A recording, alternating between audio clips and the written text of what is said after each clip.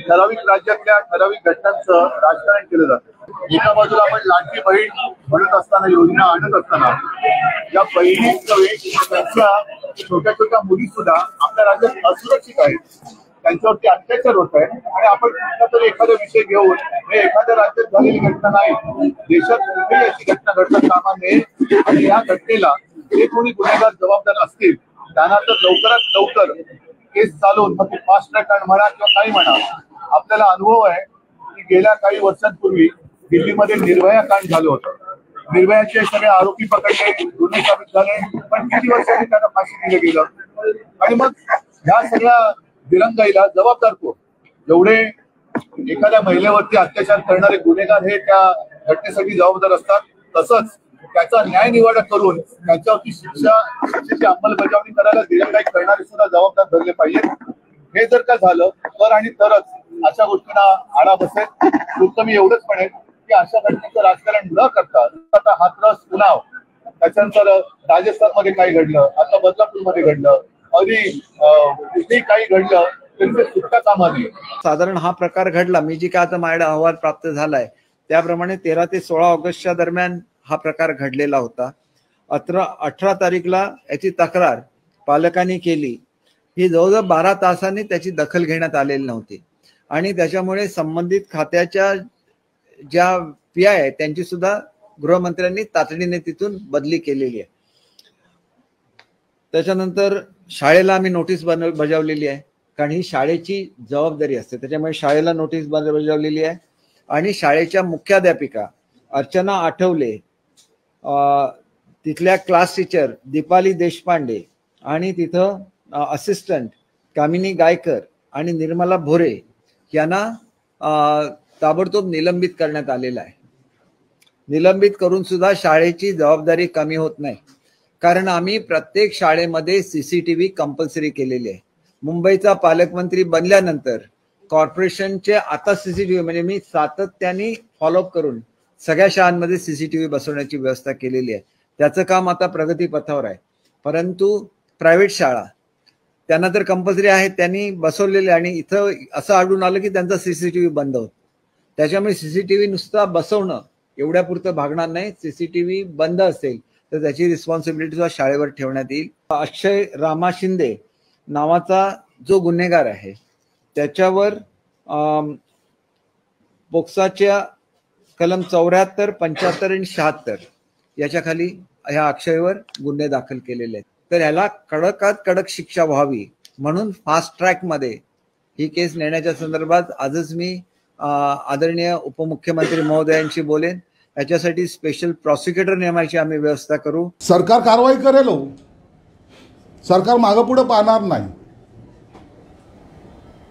परंतु काल UP मध्ये जसा एक निर्णय घेतला तसं या सरकारला सुद्धा आता निर्णय घ्यायची आवश्यकता आहे। या महाराष्ट्रामध्ये माझ्या बहिणीशी, माझ्या आईशी, माझ्या सर्व महिलांशी, ती कोणत्याही जाती धर्माची असो, तिच्यावर जर अत्याचार होत असेल तर त्याची गय केल्या जाणार नाही, हा एक संदेश आता द्यायची गरज आहे।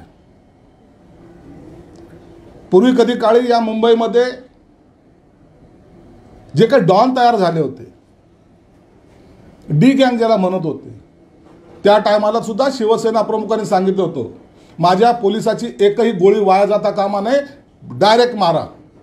त्याच पद्धतीने ह्या नराधमाला सुद्धा आता डायरेक्ट मारायची वेळ आलेली आहे। आता सहनशीलतेचा अंत झालेला आहे। तुम्ही जर पाहिलं तर त्या बदलापूर त्या रेल्वे स्टेशनवर हजारोचा समुदाय आलेला आहे। प्रत्येकाला वाटतं की ज्याच्यावर अत्याचार झाले ती माझी मुलगी आहे, ह्या माझ्या मुलीवर झालेला अत्याचार आहे। आणि म्हणून अशा या गोष्टीला कोणीही, हे बघा, राजकारण करू नका, हो राजकारण करू नका। तुम्हाला निवडणुकीमध्ये काय कशा करायच्यात करा, निवडणुकीमध्ये काय कोणाचे कपडे उतरायचे उतरवा, परंतु ह्या गोष्टीला सर्वांनी एकत्र आलं पाहिजे। ही तुमची माझी सर्वांची जबाबदारी आहे। बदलापुरातील हरामखोर नराधमाला फाशीच होणार। बदलापुरात शाळेत 4 वर्षीय 2 चिमुकल्यांवर झालेल्या अत्याचाराची घटना अत्यंत निंदनीय आणि विकृतपणाचा कळस आहे। मी स्वतः एक आई असून या चिमुकल्यांच्या परिवारावर काय संकट कोसळलं असेल याची कल्पना मी करू शकते। ही कल्पना मला आहे। या प्रकरणातील आरोपी कोणत्याही परिस्थितीत सुटणार नाही। राज्याचे गृहमंत्री देवेंद्रजी फडणवीस आणि गृह खाते अत्यंत सक्षम असून या प्रकरणाचा छडा लवकरात लवकर लागेल अशा सूचना सुद्धा त्यांनी पोलीस खात्याला दिल्या आहेत. या हरामखोर क्रूरकर्म्याला फाशीचं होणार. या घटनेमध्ये 2 तासात आरोपीला पोलिसांनी त्या ठिकाणी अटक करण्यात आली आहे. बदलापुरात नागरिकांच्या भावनांचा उद्रेक झाला असून रास्ता रोको, रेल रोको सारखी आंदोलनं त्या ठिकाणी सुरू झाली आहेत. आरोपीच्या मुसक्या आवळण्यासाठी गृह खाते अलर्ट मोडवर आहे. मला असं वाटतं एकतर होम मिनिस्टरनी राजीनामा तर द्यायलाच पाहिजे, पण किती दिवस अजून हे चालणार आहे? पब्लिकली त्या माणसाला काय करायचं अशी वेळ आली आहे. म्हणजे एवढा राग आज आम्हाला सगळ्यांना वाटतोय.